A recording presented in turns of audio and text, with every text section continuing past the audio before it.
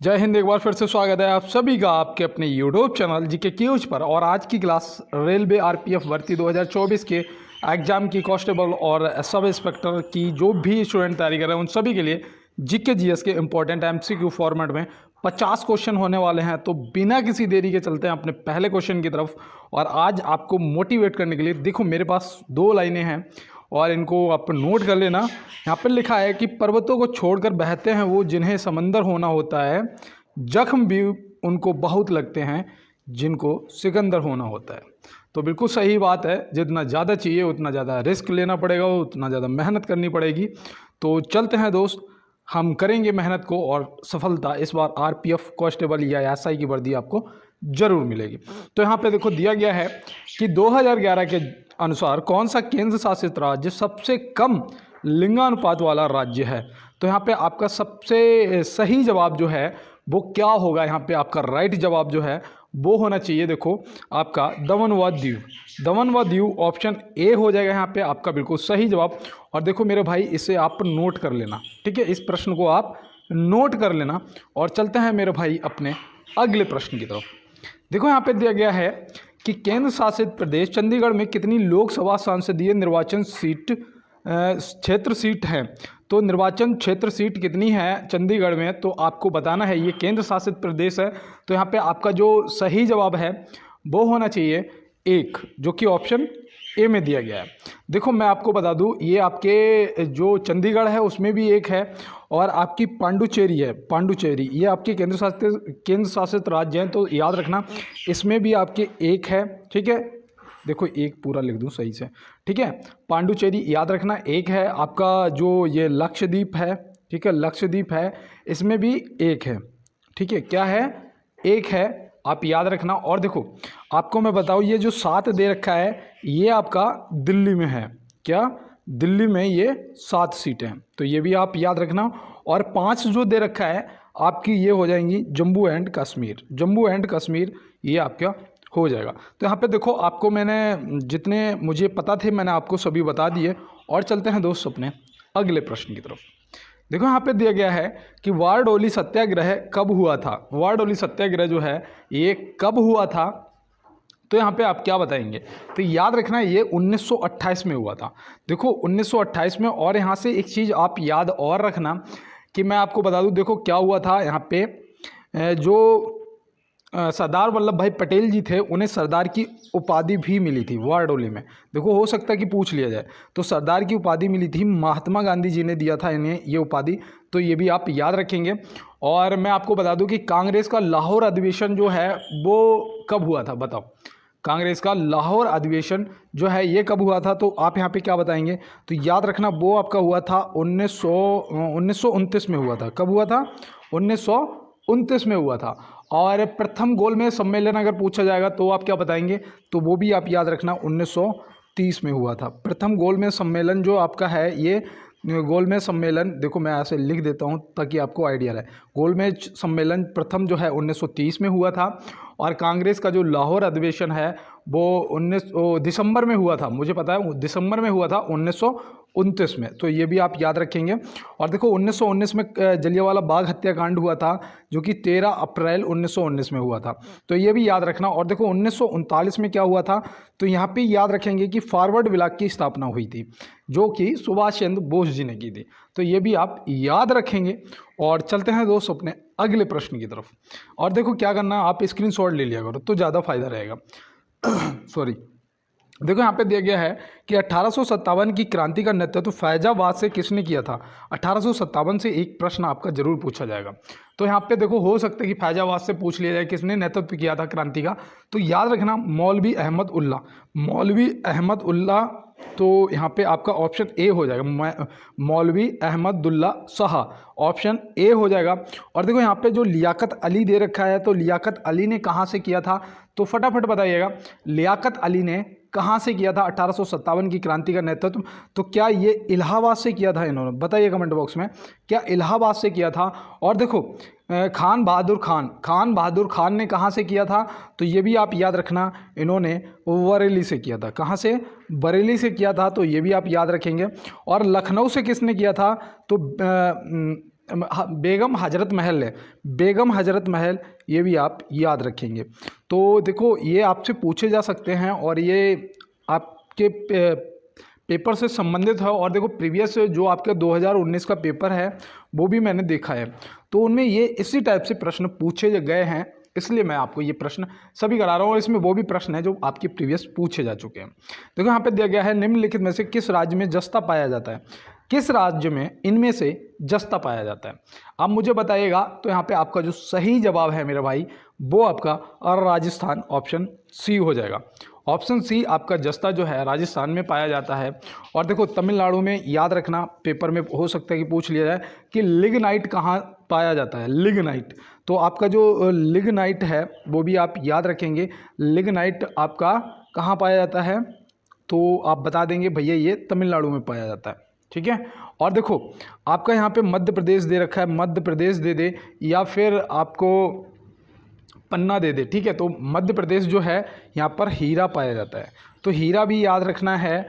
और सबसे ज़्यादा दाल भी याद रखना है, ठीक है। आपको सोयाबीन भी याद रखना है। ये कहाँ पर, ये आपके सभी मध्य प्रदेश में पाए जाते हैं, तो ये आप याद रखेंगे। और चलते हैं दोस्तों अपने अगले प्रश्न की तरफ। देखिए यहाँ पे दिया गया है, और मैं जितना फास्ट हो सकेगा उतना फास्ट कराऊंगा। यहाँ पे दिया गया है कि राष्ट्रीय राजमार्ग संख्या 2 कहाँ से कहाँ तक जाता है। राष्ट्रीय राजमार्ग संख्या 2 जो है NH2 जो है वो कहाँ से कहाँ तक जाता है, तो याद रखना वो दिल्ली से कोलकाता जाता है, दिल्ली से कोलकाता, जो कि ऑप्शन ए में दिया गया। और देखो यहाँ पे आगरा से मुंबई जो है ये कौन सा NH जाता है, तो आप क्या बताएंगे। आगरा से मुंबई जो है ये कौन सा NH जाता है, तो याद रखना ये आपका नेशनल हाईवे 3 हो जाएगा, NH3 हो जाएगा आपका। और दिल्ली से पाक बॉर्डर तक जो जाता है वो भी याद रखना, वो आपका NH कौन सा हो जाएगा, फटाफट बताइएगा, NH1 हो जाएगा। तो NH1 आपका दिल्ली से पाक बॉर्डर तक, NH2 जो है दिल्ली से कोलकाता तक, NH3 जो है आगरा से मुंबई तक। और अगर आपसे पूछ दिया जाएगा कि सबसे लंबा नेशनल हाईवे कौन सा आपका है, तो याद रखना NH कौन सा हो जाएगा, 44, ठीक है। तो ये भी आप याद रखें। और देखो ये तो कई बार पूछा जा चुका है, तो मैं उम्मीद करता हूँ कि आप इन चीज़ों को याद रखेंगे और नोट भी करेंगे। देखो यहाँ पे दिया गया है कि दक्षिण रेलवे का मुख्यालय कहाँ स्थित है। दक्षिण रेलवे का जो मुख्यालय है वो कहाँ पर है, तो आप तुरंत बताएंगे भैया वो चेन्नई में है। देखो ये इंपॉर्टेंट है मेरे भाई, इन्हें आप नोट कर लेना, ठीक है। और आप लोग बहुत सपोर्ट कर रहे हो, आप सभी को बहुत बहुत धन्यवाद। आप लोग क्लास को लाइक भी कर रहे हो, शेयर भी कर रहे हो और चैनल को ज़्यादा से ज़्यादा सब्सक्राइब भी कर रहे हो, तो आप सभी को बहुत बहुत मेरी तरफ से धन्यवाद। और देखो दक्षिण रेलवे का जो मुख्यालय है आपका चेन्नई में हो जाएगा। मध्य रेलवे का जो मुख्यालय है वो मुंबई सेंट्रल हो जाएगा, तो ये भी आप याद रखेंगे। मध्य रेलवे का जो मुख्यालय मुंबई सेंट्रल हो जाएगा। और उत्तर रेलवे का मैंने आपको नई दिल्ली बताया था, उत्तर रेलवे का मेरे भाई नई दिल्ली बताया था। तो चलते हैं दोस्त अपने अगले प्रश्न की तरफ और देखते हैं हमारा अगला क्या है। श्रीरंगपट्टनम किस नदी के किनारे स्थित है। श्रीरंगपट्टनम जो है वो किस नदी के किनारे स्थित है, तो आप क्या बताएंगे। तो यहाँ पे आपका सही जवाब जो है वो हो जाएगा कावेरी नदी। तो कावेरी नदी ऑप्शन ए।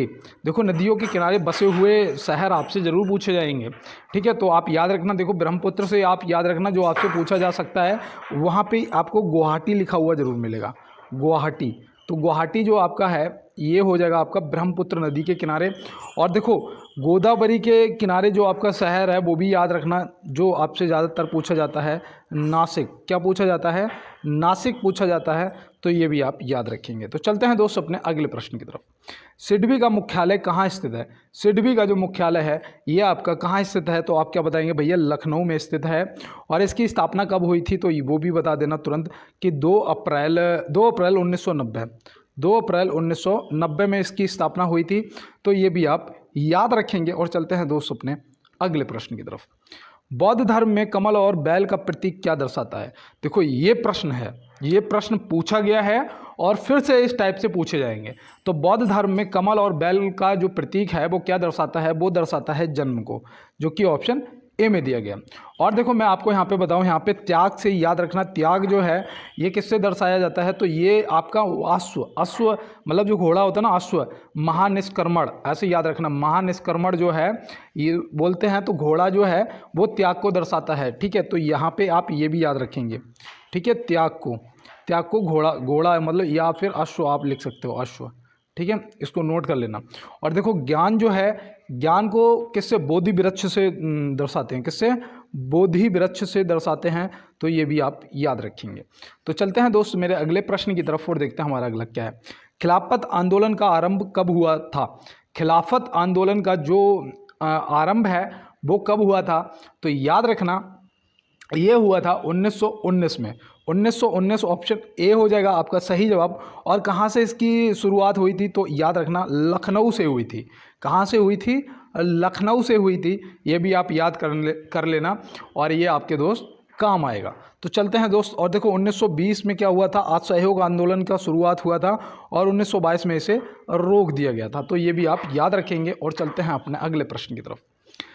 1857 विद्रोह के परिणाम स्वरूप क्या हुआ? 1857 के परिणाम स्वरूप विद्रोह के क्या हुआ था? तो याद रखना इसका सही जवाब, ये प्रश्न पूछा जा चुका है मेरे भाई, ये आपके एसआई में पूछा जा चुका है और हो सकता है कि आपसे कांस्टेबल में भी पूछ ले, क्योंकि ये 1857 के इंपॉर्टेंट प्रश्न है। आप याद रखना कि कंपनी के शासन का अंत हुआ था। कंपनी के शासन का अंत हुआ था, जो कि आपके ऑप्शन सी हो जाएगा यहाँ पे बिल्कुल सही जवाब। तो चलते हैं भाई बिना किसी देरी के अपने अगले प्रश्न की तरफ। किस सैंदव स्थल पर पानी वाले जहाज आते जाते थे? ये मोस्ट वेरी इंपॉर्टेंट है। अब यहाँ पे आपको बताना है कि कौन से सैंदव स्थल पर पानी वाले जहाज आते जाते थे। तो यहाँ पे आपका सही जवाब जो है तुरंत लगा देना भैया, लोथल। लोथल आपका सही जवाब हो जाएगा। मोहनजोदाड़ो क्या है? मृतकों का टीला है, तो ये भी आप याद रखेंगे। और देखो कालीबंगा में काले रंग की चूड़ियाँ मिली थी, ये भी आप याद रखेंगे। हो सकता है कि आपसे पूछ लिया जाए। तो चलते हैं अपने अगले प्रश्न की तरफ। देखो यहाँ पे दिया गया है इंडिया विंस फ्रीडम पुस्तक के लेखक हैं। ये देखो ये पुस्तकें तो आपकी मोस्ट इंपॉर्टेंट हैं और कई बार मैं इसको आपको बता चुका हूँ कि इंडिया विंस फ्रीडम जो पुस्तक आपकी है वो मौलाना अब्दुल कलाम आज़ाद जी, तो जो कि ऑप्शन सी में दिए गए हैं, तो आप ये याद रखेंगे। और देखो डिस्कवरी ऑफ इंडिया जो आपकी है वो जवाहरलाल नेहरू जी की है। और महात्मा गांधी जी की याद रखना कि my experiment with the truth, तो ये भी आप याद रखेंगे, आपके लिए इम्पोर्टेंट है। और चलते हैं भाई अपने अगले प्रश्न की तरफ। गांधी जी ने कौन से आश्रम की स्थापना की थी? गांधी जी ने कौन से आश्रम की स्थापना की थी? तो यहाँ पे आप क्या बताएंगे? तो याद रखना साबरमती आश्रम की स्थापना की थी। साबरमती, जो कि ऑप्शन ए हो जाएगा। कहाँ ये, कहाँ अहमदाबाद में स्थित है क्या? कमेंट बॉक्स में आप बताएंगे मुझे। और मैं आपको बता दूं इसकी जो स्थापना है वो कब हुई थी? तो 17 जून 1917 को हुई थी। कब हुई थी? तो ये भी आप याद रखना 17 जून 1917 को हुई थी। तो ये आपके लिए देखो इम्पोर्टेंट है, इसलिए मैं आपको अब बता रहा हूँ, आप इसको याद रखेंगे। तो चलते हैं दोस्त अपने अगले प्रश्न की तरफ। और भारत भवन कहाँ पर है? तो ये भी आप याद रखना भोपाल में है। कहाँ पर है? भोपाल में है। इंदिरा गांधी मेमोरियल कहाँ है बताइएगा? क्या कोलकाता में है क्या? कमेंट बॉक्स में बताएंगे आप। और चलते हैं अपने अगले प्रश्न की तरफ। और उस दिन मुझसे एक प्रश्न में कोई गलती हो गई थी, मतलब सोवियत संघ था, उसमें मैंने रूस बता दिया। और वो रूस मैंने बता दिया जबकि मुझे पता था कि सोवियत संघ है, लेकिन मैंने उसमें रूस मुझसे टाइप हो गया अचानक और मैंने उसको बता भी दिया। मैंने देखा कि सिर्फ अभी तक मुझसे मात्र 2 से 3 बंदों ने बोला है कि भैया ये क्वेश्चन आपने गलत किया। क्या बाद बाकी लोगों ने नहीं देखा? उसे देखा है लेकिन किसी ने अभी तक नहीं कहा। दोस्त इन चीज़ों पे, छोटी छोटी गलतियों पे ध्यान दिया करो, और ये गलतियाँ आगे चल के बड़ी गलतियाँ बनती हैं, इसलिए कभी भी गलतियों को छोड़ा मत करो। सीधा मुझे कमेंट बॉक्स में आप बताओ, जैसे कि इन 3 बच्चों ने बताया। मैं चाहता था कि सभी मुझे मैसेज करते कि भैया ये रूस नहीं सोवियत संघ यहाँ पे आपको करना चाहिए था। तो देखो ये प्रश्न आपके लिए वेरी वेरी मोस्ट इंपॉर्टेंट है। अष्टदिग्गज से तात्पर्य है, तो अष्टदिग्गज से जो तात्पर्य है वो याद रखना 8 कवियों से। इसका मतलब है 8 कवि, जो कि ऑप्शन सी हो जाएगा। क्या तेलुगु कवि होंगे? मुझे कमेंट बॉक्स में बताइएगा। और चलते हैं दोस्त अपने अगले प्रश्न की तरफ और देखते हैं हमारा अगला क्या है। अंतर्राज्यीय परिषद किस मंत्रालय के अंतर्गत आता है? तो ये देखो ये प्रश्न पूछा गया है, ये आपका प्रीवियस प्रश्न है, याद रखना ये आपके प्रीवियस पेपर में पूछा जा चुका है। तो अंतर्राज्यीय परिषद जो है वो किस मंत्रालय के अधीन अंतर्गत आता है? तो आप क्या बताएंगे? गृह मंत्रालय। गृह मंत्रालय ऑप्शन ए। आपके गृह मंत्री कौन है बताइएगा? आपके गृह मंत्री कौन है? अमित शाह जी हैं क्या? कमेंट बॉक्स में बताओ ना। आप लोग कमेंट नहीं करते हो यार मेरे भाई लोगों, कमेंट किया करो मेरे भाई। और ये देखो मैं आपको बताऊं अंतर्राज्यीय परिषद जो है ये कौन से अनुच्छेद के अकॉर्डिंग आता है? हो सकता है कि आपसे पूछ लीजिए भाई जो आपका अंतर्राज्यीय परिषद है ये मंत्रालय आपके कौन से अनुच्छेद के अकॉर्डिंग अकॉर्डिंग आता है तो आप क्या बताएंगे, तो आपका अनुच्छेद हो जाएगा 263। कौन सा हो जाएगा? 263। देखो ये भी आपके लिए इंपॉर्टेंट है, इसे भी आप नोट कर लेना अगर आप एसआई की तैयारी कर रहे हैं। तो चलते हैं दोस्त अपने अगले प्रश्न की तरफ। देखो यहाँ पे दिया गया है, किस ग्रह को विशालकाय ग्रह कहा जाता है? ये भी आपका आया हुआ प्रश्न है। किस ग्रह को विशालकाय ग्रह कहा जाता है? अभी तक तो मैंने बस इतना पढ़ा था और पढ़ाया था कि सबसे बड़ा ग्रह, लेकिन मुझे नहीं पता था कि इस तरीके से पूछ लेगा कि विशालकाय ग्रह। तो आपका जो विशालकाय ग्रह है वो भाई बृहस्पति हो जाएगा, मतलब सबसे बड़ा ग्रह यार। सबसे बड़ा ग्रह आपका कौन सा है? बृहस्पति है, ठीक है। अब देखो इसको मैं बिल्कुल आपको लाइन से बता देता हूँ। आपको ग्रह पता है कितने हैं? कौन सा नंबर का ग्रह है नहीं पता होगा। देखो बृहस्पति आपका सबसे बड़ा है, तो ये सबसे आगे आ जाएगा। इससे छोटा जो है, अब पूछा जा सकता है कि दूसरे नंबर का ग्रह कौन सा है, जो बड़े में दूसरे नंबर का ग्रह पूछा जाएगा तो आप याद रखना वो आपका शनि हो जाएगा, ठीक है। ये सेकंड सबसे बड़ा ग्रह है। और देखो उसके बाद आपका अरुण आता है, उसके बाद आपका वरुण आता है, और वरुण के बाद आपकी पृथ्वी आ जाती है, और पृथ्वी के बाद आपका शुक्र आता है, और शुक्र के बाद आपका मंगल आता है, और मंगल के बाद आपका बुध आता है। तो ये देखो सभी याद रखना। और सबसे ज़्यादा जो सूर्य की परिक्रमा करने में समय लगता है वो भी बृहस्पति को ही लगता है। ये आपका 12 वर्ष में लगाता है एक चक्कर, 12 वर्ष, या फिर ऐसे भी लिखा हुआ मिल सकता है 11.86 वर्ष। तो याद रखना 12 वर्ष या 11.86 वर्ष आपको ऑप्शन में मिलेगा, आप लगा देना। और सबसे कम ये आपका 88 दिनों में बुध लगा देता है, तो ये भी आप याद रखेंगे। तो चलते हैं अपने अगले प्रश्न की तरफ। ब्लैक पैगोडा क्या है? मैं तो इस प्रश्न को देखा और तब मैं ये प्रीवियस पेपर देख रहा था आपके, और आज की क्लास आपके प्रीवियस पेपर पर आधारित है। और इसीलिए मैं कहता हूँ कि अभी तक जितने भी मेरे भाई बहन मुझे सुन रहे हैं, आप सभी का सिलेक्शन हो जाएगा। मेरी जबान पे सरस्वती माँ विराजमान होंगी, और मैं ये बात कह रहा हूँ कि आज जो भी मुझे सुन रहा है सभी का सिलेक्शन हो जाएगा। बस आप भी अपने भाई को सपोर्ट करने के लिए एक बार लाइक वाला बटन जरूर दबाएंगे, और साथ में चैनल को सब्सक्राइब भी करेंगे, और साथ में कमेंट बॉक्स में बताएंगे भी कि भैया हम आपको सपोर्ट करते हैं। और मुझे बहुत अच्छा लगता है जब आप लोग रिप्लाई देते हो। और देखो ब्लैक पैगोडा जो है ये दोस्त एक मंदिर है। क्या है? ये एक मंदिर है, ये आप याद रखना। जिसको आप ऐसे भी दूसरा नाम मैं आपको बताऊंगा, अभी आपको होगा अरे भैया कोणार्क की बात कर रहे हो, कोणार्क। देखो आपको जो आपका कोणार्क मंदिर है ना, यही आपका ब्लैक पैगोडा भी है। तो जो कोणार्क मंदिर है, जैसे सूर्य मंदिर बोलते हो, ये आपका कहाँ पर है बताओ? ये आपका ओडिशा में पड़ता है ना भाई। कहाँ पड़ता है? ओडिशा में पड़ता है ना, उसी की बात कर रहे हैं। देखो आपका जो सूर्य मंदिर है ये कब बना था? ये 13वीं सदी में बना था। कब बना था? 13वीं सदी में बना था, ये भी आप याद रखना। और इसका निर्माण किसने करवाया था? तो नरसिंह देव प्रथम ने करवाया था। तो याद रखना नरसिंह देव प्रथम ने करवाया था, ये भी याद रखना। 13वीं सदी में बना था कोणार्क मंदिर, या सूर्य मंदिर, या फिर ब्लैक पैगोडा। तो ये आप याद रखेंगे, एक आपका ये मंदिर है। तो चलते हैं अपने अगले प्रश्न पे और देखते हैं अगला क्या है। सरफरोशी की तमन्ना अब हमारे दिल में है, ये उक्ति किसकी है? तो पहले इसको पूरा बोल ले आज कि सरफरोशी की तमन्ना अब हमारे दिल में है, देखना है जोर कितना वाजुए कातिल में है। तो ये उक्ति किसकी है? तो हम तुरंत बताएंगे, ये हमारे राम प्रसाद बिस्मिल जी, प्रसाद बिस्मिल जी, चूँकि यहाँ पे बिल्कुल सही जवाब हो जाएगा। तो ये आप याद रखेंगे। और चलते हैं अपने अगले प्रश्न की तरफ।